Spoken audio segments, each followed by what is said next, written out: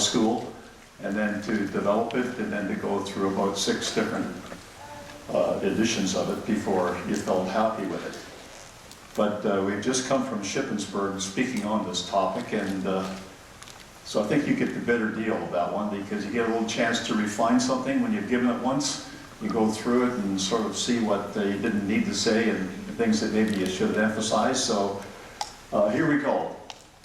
Now it's an interesting way to look at all of these things, because just make sure I get my little, there we are.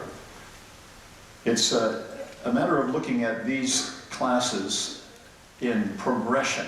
These are not separate classes in the sense that they're not even necessarily related. They're all related. And it's a theme that builds. So we start in the Garden of Eden, as you might expect.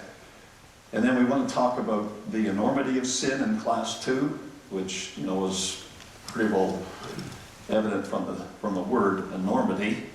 And then in class 3, the fact that God created good and evil. Class 4, mankind's response to it, which is another interesting subject to go through the scriptures and see that. And class 5, our inclination to evil, which is always very, I think, valuable to look into and to try to see where our inclination is and how to deal with it. And then finally, a theme that runs through the Bible of overcoming evil with good. And when you look at it this way, you see this as a theme that just runs through with such force through all of what God has revealed to us, that you couple this with God's foreknowledge of knowing what would happen, and you start to see a wisdom behind this that is magnificent, of how God sought to produce sons of light, sons that would be useful in his purpose and in his work, well beyond the little bit of time that we spend personally now. And you can see how he is preparing people, and how certain people reacted to it, and others for good, some for ill. And it helps us, I think, give guidelines to our own life, to reinforce what we're struggling to do, and to maybe look a second time, maybe third time, at the things that we got to get out of our life.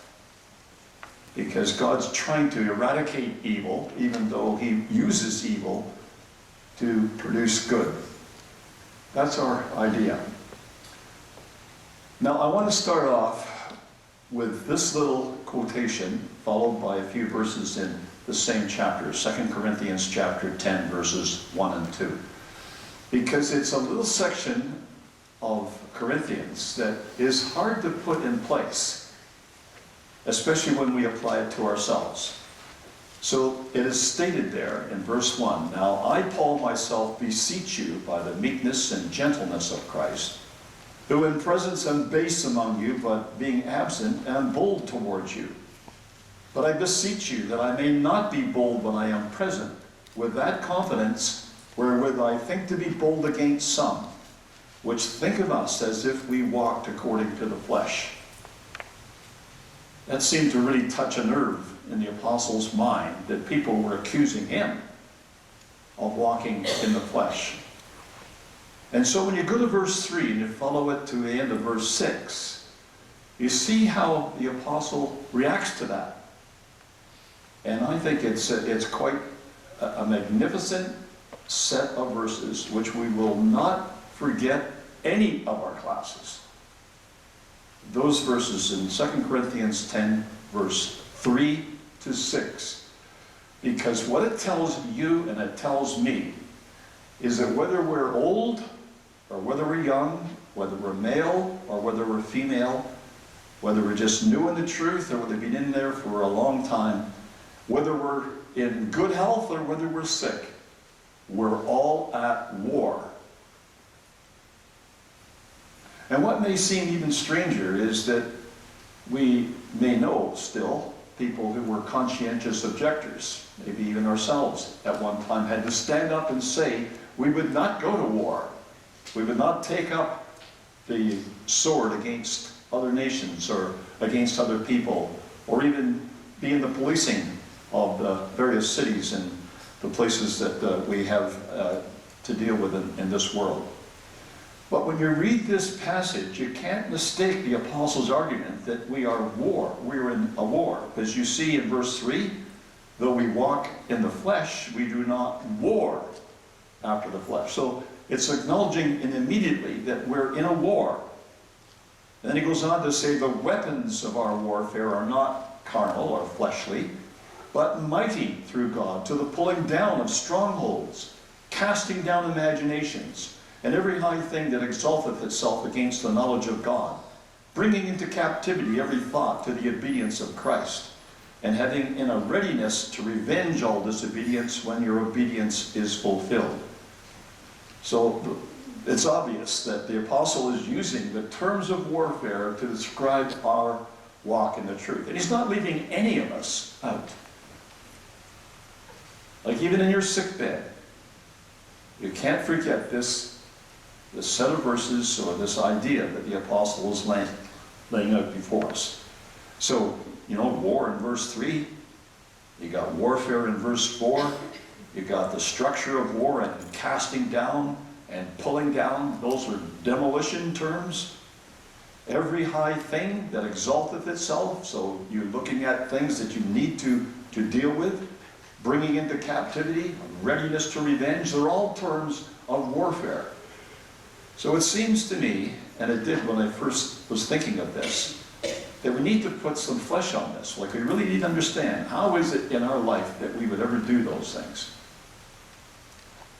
Is it just a picture we have of the Apostle Paul and what he may have been doing, or is there something in the life of every one of us where that has to be the case? So we're thinking of these terms all the time, pulling down and casting down and bringing into captivity. But you link that with what happened in the Garden of Eden, and this picture starts to become much clearer. So the tree of the knowledge of good and evil. We're told in Genesis 2 verse 9 that out of the ground made Yahweh God to grow every tree that is pleasant to the sight and good for food. The tree of life also in the midst of the garden, and the tree of the knowledge of good and evil. There can't be any doubt that God knew what he was doing when that tree was placed there. And further, and when he said in chapter 2 verses 15 to 17, and Yahweh God took the man and put him in the Garden of Eden to dress it and to keep it. And Yahweh God commanded the man, saying, of every tree of the garden thou mayest freely eat, but of the tree of the knowledge of good and evil thou shalt not eat of it. For in the day that thou eatest thereof thou shalt surely die. Now sometimes when we're trying to make this ours, we're trying to make it have a personal application, you need to see that essentially that's saying the tree is poisonous, deadly poisonous. You eat that tree, expect to die.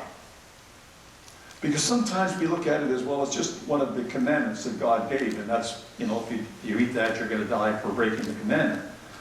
But God has made it clear to them that when you eat that tree, it will be like a poison in the sense that it will lead to death. And a deadly sin it would be for a person to partake of it. Now that Adam and Eve understood this is pretty obvious from what Eve said. So in chapter 3 verse 2, the woman said unto the serpent, we may eat of the fruit of the trees of the garden, but of the fruit of the tree which is in the midst of the garden, God has said, you shall not eat of it, neither shall you touch it, lest you die. Now the original commandment said nothing about touching, but that's Eve's understanding. Don't touch it, lest you die. But you see, that idea of touching it fits so well into the rest of the scriptures that you can't just dismiss this as Eve adding to it. Because I think if you look at the New Testament and you see a principle that we're going to be looking into, that is that you don't make provision for the flesh. If anybody was going to eat it, the first thing you'd have to do is touch it. It's getting too close to it. So you may imagine that in conversation that she would have had with the Elohim, they were telling her, don't touch it. Because touching will lead to eating. You're getting too close to them. You don't flirt with these things. You avoid them. You get away from them. And you can start to see when you look at this way back in Genesis, that the ideas that we get around how to deal with sin in all parts of the Bible really are rooted here in what happened initially. But she's in conversation with the serpent. And the serpent in verse 4 said to the woman, "You shall not surely die. For God doth know that in the day you eat thereof, then your eyes shall be opened, and you shall be as gods, knowing good and evil." Well, when you get that close to it that you're prepared to touch it, when you're getting that close to it, you're prepared to get a second opinion. You know how that fares in today's world when people don't accept the first, they want a second opinion. We've done it ourselves a number of times. But here, it was not a very good thing to do, because it was a second opinion when God had said what she should do initially. Can you see any application of those kinds of things in our own life? Because that's what we've always got to do, is draw this to our own life. Now, God has said something quite clearly, and we go and get a second opinion on it. If really we thought about what had happened, God had given us the instructions. Who else could compare with God to give a second opinion? And yet when we don't refer to the Scriptures and we don't believe what we've heard the Scriptures to say, quite often we do listen to second opinions. Well, you can see what happened. When she ate of it, as it went on to say in verse 7, the eyes of them both were opened, and they knew that they were naked. They sewed fig leaves together and made themselves aprons. And they heard the voice of Yahweh God walking in the garden in the cool of the day, and Adam and his wife hid themselves among the presence of Yahweh God amongst the trees of the garden. Oh, there was something in eating this fruit, because immediately they ate of it, things began to happen. So the eyes of them were opened, and they knew that they were naked. Now that takes a little pondering to actually, some fascinating thoughts associated with that, and what it means that their eyes were opened. It's an understanding, an awareness, a presence of mind about the fact they'd been naked ever since they started. But now they have a conscience about that nakedness, and they want to cover themselves, so they make this covering of the fig leaves. And when it comes to talking about God, who gave them the commandment, they would rather just hide themselves and not have to engage in that conversation. All of this is just to tell us how sin came into the world. Now, the serpent's lie was worse than just a lie, because it was a mixture of truth and error. And however we read this and however we go through it and ponder it, I think everyone would be led to that conclusion. It's a mixture of truth and error. So in verse 2 of chapter 3, the woman said to the serpent, "We may eat of the fruit of the trees of the garden, but of the fruit of the tree which is in the midst of the garden, God has said, you shall not eat of it, neither shall you touch it, lest you die." And the serpent said unto the woman, "You shall not surely die." Second opinion. "For God doth know that in the day you eat thereof, then your eyes shall be opened, and you shall be as gods, knowing good and evil." Now surely verse 4 was a lie, because that's the way the Scriptures take it up in later parts of the Bible. But not everybody perceives it to be a lie. It depends what you think surely die means. If you think that surely die meant that he should have been killed that day, that very day, by being slain, then the serpent is right, because he wasn't slain that day. Some people have taken that meaning of surely die. He should have been slain that day. Well, the serpent says you won't surely die. The serpent was right for people who believe that he should have died that very day by slaying. But the context and the whole of the Bible illustrates that what really was meant is he would begin to die. It was a poison. that went through his system, would eventually he'd die from it. And that, the serpent told a lie. The serpent didn't have the understanding. The second opinion was based on less evidence, and certainly not better evidence. In verse 5, for God doth know that in the day you eat thereof, then your eyes shall be opened, and you shall be as gods, knowing good and evil, was right, because even the angels acknowledged that later on in the context of chapter 3, that the man and the woman have become like us. They know the difference, or they have some experience, at least, between good and evil. Now, brothers and sisters, you don't want to forget that, because that's the way our society is moving. In the news, in articles, in books, and things that are written, there's a mixture of truth and error. So if you're looking for the little bits of truth to give validation to the rest, you're still taken in by the lies. It's only God's word that actually can keep us from, I think, falling actually, by the media of today. And I'm sure that you have read as well as I have about the amount of false information, stories that are planted, propaganda. It's not new to have propaganda, but it is a little new in how prolific it is today. So that you pick up a news article that seems to be, how could anyone benefit by this? But yet someone has planted a story to get public opinion going down a certain direction. And many people seem to be trying to invest in destroying Christian belief. That's what we believe. You've got to be on the defensive, brothers and sisters. It's a war that we're fighting. We're people who are trying to put across things that are partly right and partly wrong. Trying to get us to believe the wrong part because some of it is partly right. That just is true in so many areas. So God said to the serpent, because thou hast done this, thou art cursed above all cattle, above every beast of the field. Upon thy belly shalt thou go, and dust shalt thou eat all the days of thy life. Now I know there are a few people that like snakes, but the majority of people repel from them. I guess it depends how deadly they are. So you might see a person with a big snake wrapped around their neck, and seemingly they feel comfortable. I would never feel comfortable with a snake around my neck, no matter what kind of snake it was. But God seemed to have built that into the snake and to its descendants, that whatever it may have looked like before, it would be on its belly now. And dust shalt thou eat. So it's groveling in the dust all the time, right down there and slithering along. And if that makes you dislike snakes, it does that for me too. But that verse 15 in the conversation or in the judgment on the serpent is very valuable for us, because we see that again and again occurring in the scriptures, that God said, I will put enmity. Now the word enmity, at least in Canada, is not a word you hear very often.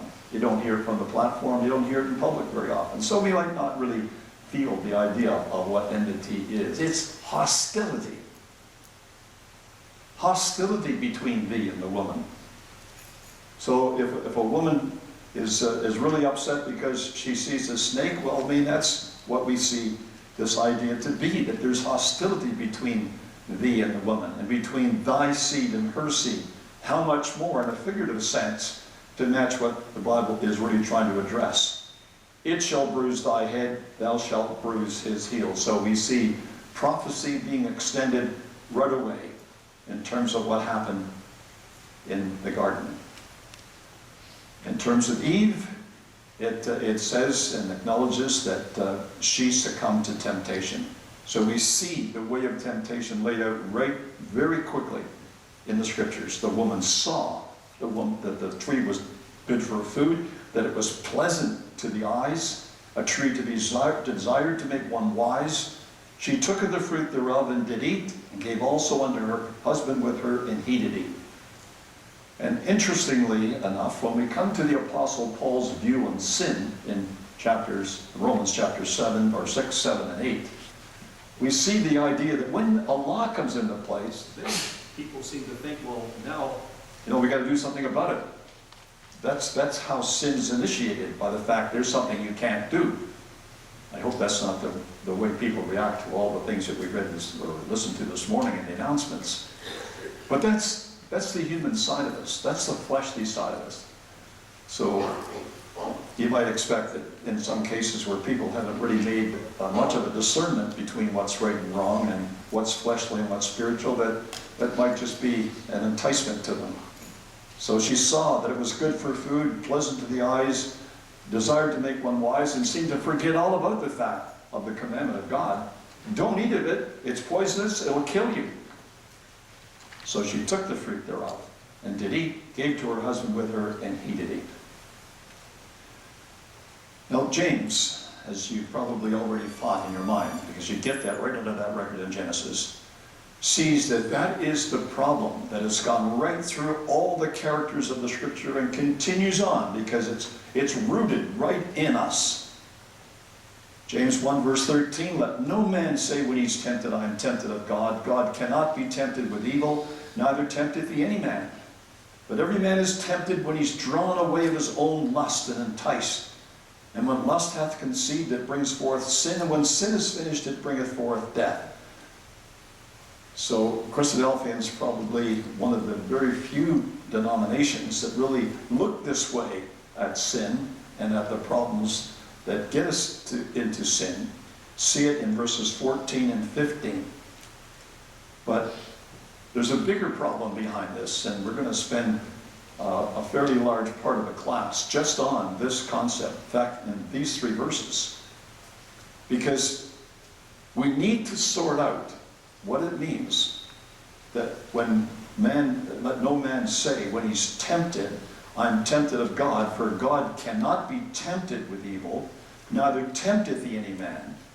But then we read in places in the Scriptures where God did tempt Abraham. That's the language of it. So we need to be able to sort that out. And one of the interesting things is that you may have picked up here, but the Pope had something to say about this.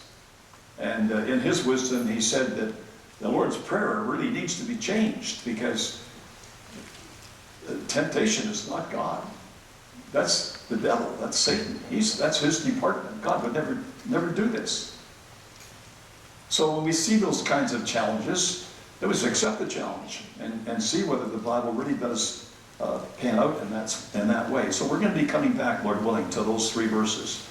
For us this morning, it's just temptation, drawn away of one's lust, enticed by it, and lust when it's conceived.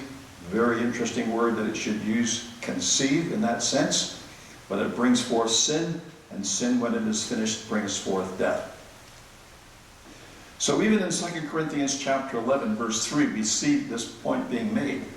I fear lest by any means, as the serpent beguiled Eve through his subtlety, so your mind should be corrupted from the simplicity that is in Christ.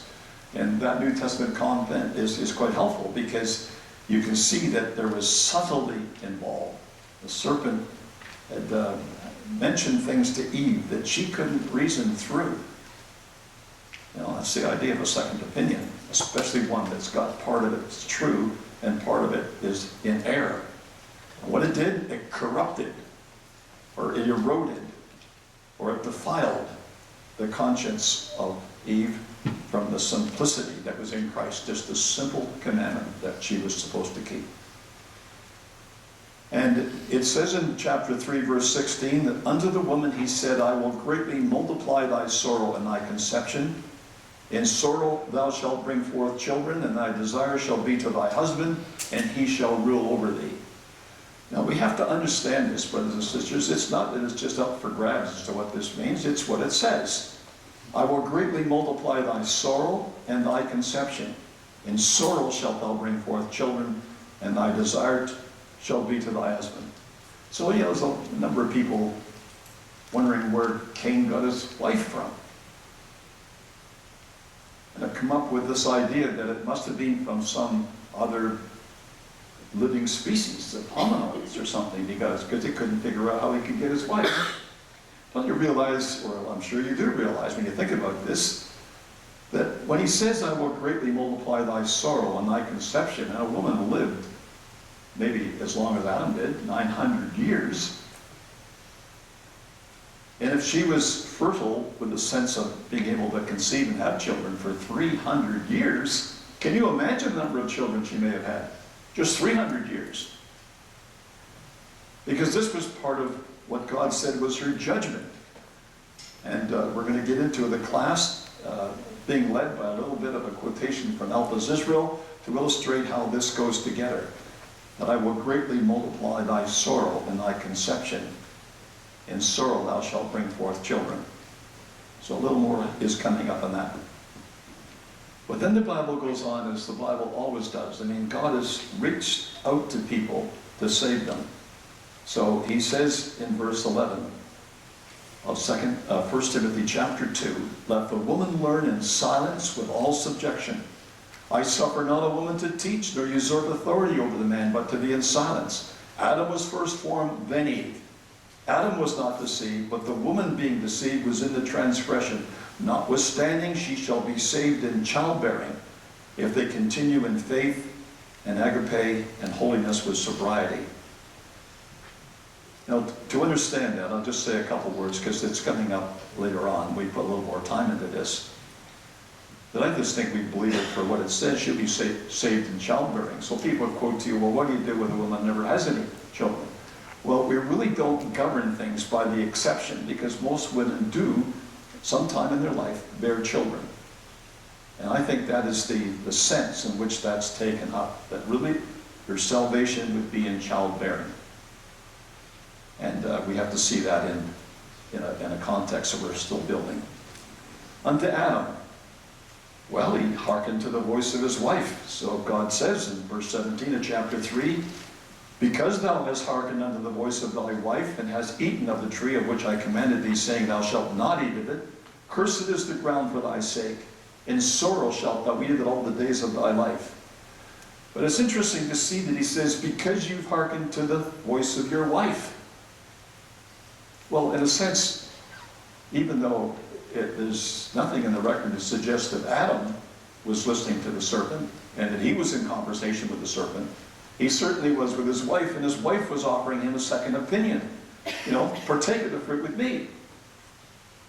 When God had said, don't touch that fruit, don't partake of it. So he hearkened unto the voice of his wife. He did similar things to what Eve did to the serpent. But you can see that comes out in Luke chapter 14, verse 26, for instance. It says, if any man come to me and hate not his father and mother and wife and children and brethren and sisters, yea, and his own life also, he cannot be my disciple. And we would understand from a study of the word hate that it doesn't mean utterly detest. You can't really utterly detest your children, your brothers and sisters, never mind your wife, and expect that we would be in God's kingdom. But we can love them less than our God. And for people who get a second opinion, and it outranks God's opinion, then we've got it in the wrong order. And that's the point, I think, that the Lord's making here. If a man comes to me and loves his father or his mother and his wife, his children, brothers and sisters, and his own life more than me, he cannot be my disciple. That comes out perfectly in the study, to see how all that comes together around this concept of partaking of the tree of the knowledge of good and evil. And then he went on to say, well, because of this, Adam, the latter part of that verse 17, cursed is the ground for thy sake. In sorrow shalt thou eat of it all the days of thy life. And that's exactly in line with what God has done whenever sin strikes, is to illustrate to people that now you're going to be living a different life because of sin. And God's going to try to bring good out of that evil. That's the object that God goes about. Like, all right, you're going to have evil now for a period in your life. You probably would have lived happily without it, but if this is what's needed to get you to the kingdom, then you're going to have to endure this. Cursed is the ground for thy sake. In sorrow shalt thou eat of it all the days of thy life. And that's one of the reasons why all of us should be maybe a little bit closer to the ground, closer to what happens in the garden, closer to how we get our vegetables and how things grow than we are. So we just Read again in verse 18. Thorns also and thistles shall it bring forth to thee, and thou shalt eat the herb of the field. In the sweat of thy face shalt thou eat bread, till thou return unto the ground. For out of it wast thou taken, for dust thou art, and unto dust shalt thou return. Now I suppose in an area of the world which is as hot as it is down here, you can get sweating before you even start in the garden. When you get into a cooler climate, you got to work to get a sweat. You've got to be doing something to actually get the sweat process working. And then by that time, you've probably got a couple of thorns or thistles stuck in you somewhere. You really get a feel for what this curse was. If children don't get a chance to feel that, even though it's not, nice to feel a thistle or a thorn, with a little talk from mom and dad about what that's all about, and the fact that you have to see a little drop of sweat coming down from the forehead because the child's working, then they really don't understand this. Like, we need these lessons to bring people close to understand God's word. And the child will read this, and reads it differently now. I know what that means to have sweat coming down my face. I know what it means to have a thorn and a thistle in my hand. Well, in the aftermath, Adam and Eve thought they could make coats of fig leaves, or coverings of fig leaves. And we know, certainly Christadelphians would know, in verse 21, Adam said also, or unto Adam also and to his wife did Yahweh God make coats of skins and clothe them. And it's always interesting to see the way God introduces the term. Like, he didn't say, and I had to go out and kill animals and blood was shed. And he just said, make coats of skins. So if something had to die, he wouldn't take the skin off an animal, have the animal living. So something had to die because there's a principle being exercised and entered into the world at this stage to help people get out of this evil. Yahweh God said, behold, the man is become as one of us, to know good and evil. And now lest he put forth his hand and take also of the tree of life, and eat and live forever. Therefore Yahweh God sent him forth from the Garden of Eden to till the ground from whence he was taken. So he drove out the man, and he placed at the east of the Garden of Eden cherubims and a flaming sword, which turned every way to keep the way of the tree of life. The tree of life can't be gained without going through a period of good and evil, which men and women have brought on by sin. So there's some major principles involved in that. We've got to bring that out as we go through the class. Now, this is the first major lesson for today. And this is the one I want to have stick with you if you can. A first-time experience. Now, there's lots of experiences that we have for the first time. Not always can we remember the very first time that we experienced something, but it goes from the first time you took your kid to a ballpark. It goes from the first experiences of marriage. It's the first time that we have experienced getting into a partnership with a person that isn't in the truth. All these, there's all kinds of first-time experiences, but if we look at this Genesis record, we can really see what's wrong with a first-time experience. In other words, we should be careful upon engaging in exciting first-time experiences. Quite often, because we work in an occupation and someone gives us a couple tickets. Oh, these tickets are worth $100 or something each. But that's not necessarily a reason to go out and do whatever the ticket's for. To think about that. If this is a first-time experience, maybe better give the tickets to somebody else or just refuse them. Because there's a reaction to a first-time experience. Especially those that invite one to learn by trial and error. You see, if you don't really believe what God says, you're looking at a second opinion, and the person says, well, you just try it, tell me what happens. But there's a reaction to trial and error, which could be lethal. We have to think about that. And however it may occur to us to think about that from something that someone took, and there's a lethal response to it. I remember one of my relatives, distant relative, but they left, this is going back 50 years ago. But he had a bottle of aspirins that he didn't keep away, and a child got into it because these are little pills, saw Daddy taking these. He took as many as he could, and that was the end of it. That was deadly. There are things we can't afford to do by trial and error. All human behavior leads to consequences, and we are never the same afterwards. Like, that's the problem. We can't get rid of it. If it was physical, it may just be that we have a physical problem related to it. But if it's mental, it's just that we can't get that experience out of our mind. That experience was so exciting that we find ourselves lapsing into thinking about it again and again and again. We can't erase that from our minds. That's the problem associated with a first-time experience. They really should be thought about carefully before we engage in them.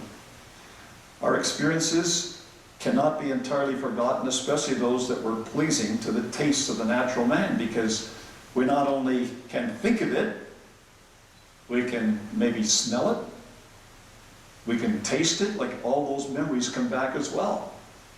And so it's getting our whole body excited the more we think about it. We just have to learn how to deal with an experience like that. Or having done something once, it will be somewhat easier to have a second experience. Like you already thought about it the first time, but the second time, well, I've been through that.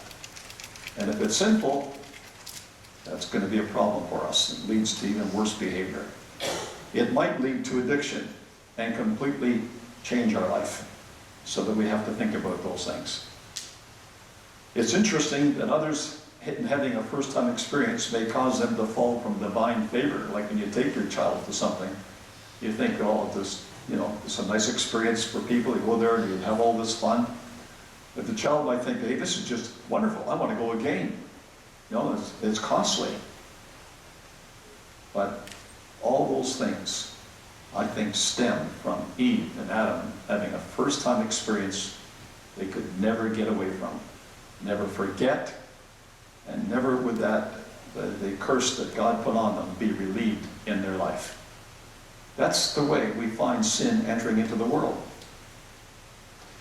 Now you think about this, because this Hebrews quotation is built upon that idea. In Hebrews 11, verse 15, it says, "And truly, if they'd been mindful of that country from whence they came out, they might have had opportunity to have returned." And you think about some of the people that we bring into the truth who've had maybe 30, 40 years in the world. When they come to the truth, they get all these memories. They got all this life behind them. If they are able to think about and ponder, and in times when things don't go well in the ecclesia or it's difficult to do what God has asked, start thinking about what they had done before, it says they might have opportunity to have returned. That is really well written. That means it's just really spiritual, because what happens is we think about things, the next thing we know that now there's an opportunity that allows you to do what you've been thinking about. Before you were just thinking about it, but now it's temptation that's arrived at your door. You really could go back to those experiences that you left behind if you want to now. So you see, the antidote to that in verse 16 is, no, they desire a better country. Those thoughts come into the mind, they're blanked out. We've got to learn that those things are the strongholds. They are the castles that we're trying to destroy in our life. It's not something outside in the world out there. It's not something necessarily in anybody else, although in some cases the Bible speaks of it being in other people. It's primarily in us. That in our own minds, we know where the weakness of our life is that we've got to combat. And we can't entirely get rid of it, because if our mind is allowed to roam, it will go right back to those things, and we can relive it. But if we relive it, we might just be going back. You just turn around and go back. The way to deal with that is to take it into captivity. See, that was the advice that we'll go back to and back to when we see how wise that was, that when you have a problem that's a stronghold in your mind, it's the fleshly side of your mind suggesting this, you gotta take it captive and rule over it. lest it rule over you or rule over me, and we're ending up actually heading in the reverse direction. So we need to desire a better country, and heavenly. Wherefore God is not ashamed to be called their God, for he hath prepared for them a city. Now I just wanted to have this one concluding slide, because this may be another verse that we really need to keep in mind. For in verse 15 of Hebrews 4, we have not an high priest which cannot be touched with the feeling of our infirmities, but was in all points like as we are, tempted like as we are, yet without sin. Now I know there's a follow-on verse there, but I just wanted to highlight that section. He's tempted in all points like as we are, yet without sin. That couldn't have been trial and error.